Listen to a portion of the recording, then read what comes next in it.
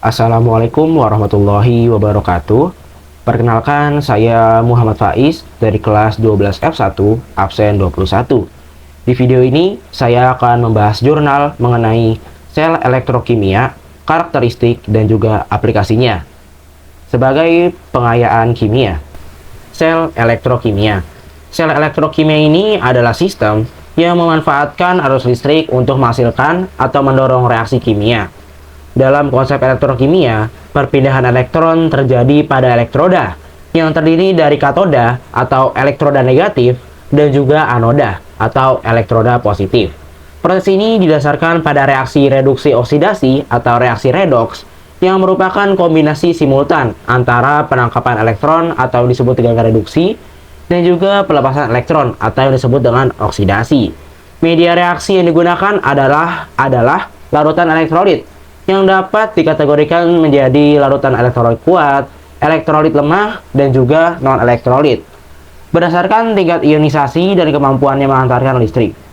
Jadi larutan elektrolit kuat memungkinkan proses serah terima elektron berlangsung cepat, sementara larutan elektrolit yang lemah melakukannya secara lebih lambat, dan non-elektrolit tidak mendukung transfer elektron.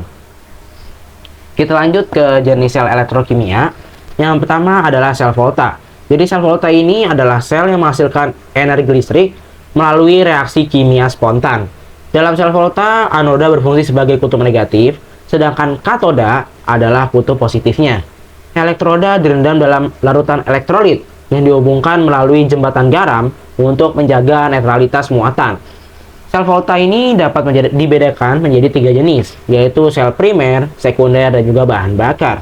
Jadi untuk sel primer ini tidak dapat diisi ulang, contohnya seperti baterai kering, jadi hanya sekali pakai. Nah, untuk yang sekunder ini dapat diisi ulang, seperti baterai aki.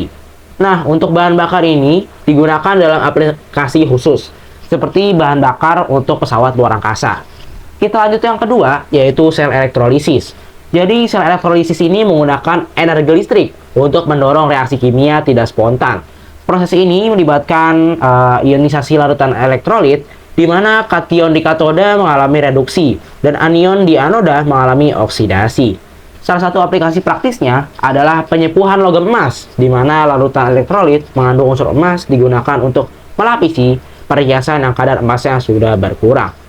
Kita lanjut, yang terakhir adalah aplikasi sel elektrokimia. Jadi untuk aplikasinya yang pertama yaitu ekstraksi litium dengan elektrolis membran. Penelitian oleh Liu et al. Pada tahun 2015 mengembangkan teknik ekstraksi litium dari air garam menggunakan teknologi elektrolisis membran. Penelitian ini mengoptimalkan parameter seperti konsentrasi litium awal, jarak elektroda, suhu elektrolit, dan juga kepadatan permukaan substrat. Hasilnya menunjukkan bahwa litium dapat diekstraksi dengan efisiensi yang tinggi, memberikan potensi besar sebagai penyimpan energi listrik di masa yang akan datang atau di masa depan. Kita lanjut yang kedua, yaitu produksi gas metana dan pengolahan air limbah. Hao et al. Pada 2015 memperkenalkan mikroba sel elektrolisis atau MEC dengan elektroda spiral untuk pengolahan air limbah sekaligus produksi gas metana atau CH4. Jadi elektroda spiral ini meningkatkan luas permukaan spesifik, memungkinkan efisiensi energi yang tinggi dengan hasil optimal pada tegangan sekitar 0,95 volt. Teknologi ini menawarkan solusi yang ramah lingkungan untuk pengolahan limbah dan juga pemanfaatan energi terbarukan.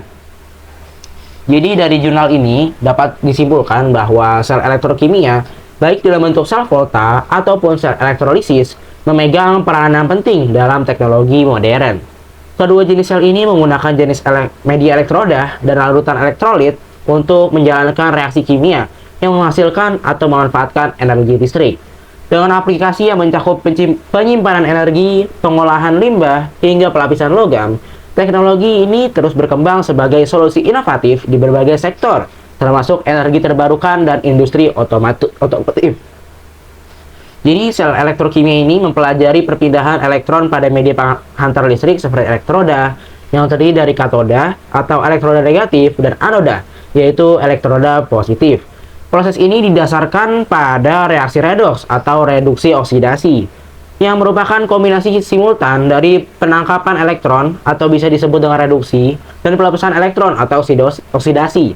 Jadi media reaksi adalah larutan elektrolit yang dapat diklasifikasikan menjadi larutan elektrolit kuat, elektrolit lemah, dan juga non-elektrolit berdasarkan tingkat ionisasi dan kemampuan menghantarkan listriknya. Demikian video pembahasan tadi, semoga bisa bermanfaat bagi kita semuanya dan terima kasih. Wassalamualaikum warahmatullahi wabarakatuh.